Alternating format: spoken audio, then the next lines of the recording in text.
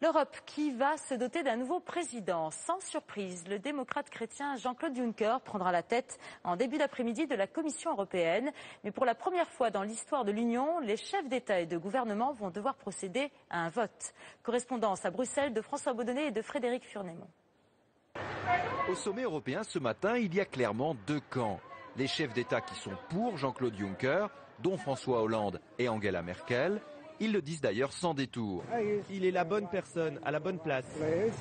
Et puis il y a les autres, ou plutôt l'autre. David Cameron, le Premier ministre britannique, très en colère. Il mène une campagne sans merci contre le luxembourgeois. Jean-Claude Juncker a voulu pendant toute sa carrière renforcer le pouvoir de Bruxelles au détriment des États-nations. Non, il n'est pas la bonne personne pour cette institution. Conséquence de ce désaccord, les 28 qui d'habitude décident par consensus devront cette fois voter sur le nom du futur président de la Commission. David Cameron, très isolé, va perdre sa bataille. Et Jean-Claude Juncker, ce conservateur de 59 ans, dont le parti est arrivé en tête aux élections européennes, devrait succéder à José Manuel Barroso.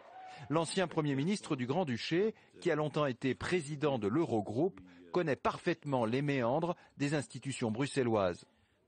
Dans moins d'une heure, les 28 chefs d'État et de gouvernement vont passer au vote, dont l'enjeu n'est pas le résultat puisqu'il est acquis d'avance, mais plutôt l'isolement de la Grande-Bretagne. Avec cette nouvelle crise, Londres n'a jamais été aussi proche d'une sortie de l'Union européenne.